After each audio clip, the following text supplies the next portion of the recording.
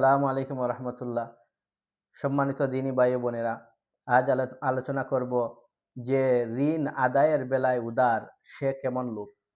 এর উত্তর নবীজির হাদিসে রয়েছে। হাদিসের কিতাব সহিহ বুখারী, হাদিস নং 2305। হাদিসের বর্ণনাকারী সাহাবী হযরত আবু হুরায়রা রাদিয়াল্লাহু আনহু। তিনি বলেন, কান আলী রাজুলিন আলা নবী সাল্লাল্লাহু আলাইহি ওয়াসাল্লাম সিন্নুন মিনাল ইবিলি। নবী সাল্লাল্লাহু আলাইহি ওয়াসাল্লামের নিকট কোনো এক ব্যক্তি কোনো এক ব্যক্তির একটি বিশেষ বয়সের উট পাওনা ছিল।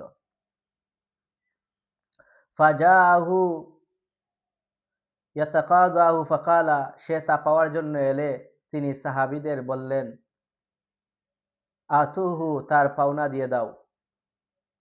ফাতালাবু সিন্নাহু, তারা সে উটের সমবয়সী উট অনেক খোঁজাখুঁজি করলেন। ফালাম ইয়াজিদু লাহু, কিন্তু তারা তা পেলেন না। ইল্লা সিন্নান ফাওকাহা, কিন্তু তার চেয়ে বেশি বয়সের উট পেলেন। ফাকাল আতুহু, তখন নবী সাল্লাল্লাহু আলাইহি ওয়াসাল্লাম বললেন, তাকে তাই দিয়ে দাও। ফাকালা আওফাইতানি, তখন লোকটি বলল, আপনি আমার প্রাপ্য পুরোপুরি আদায় করে দিয়েছেন। আওফাল্লাহু বিকা, আল্লাহ আপনাকে পুরোপুরি প্রতিদান দিন।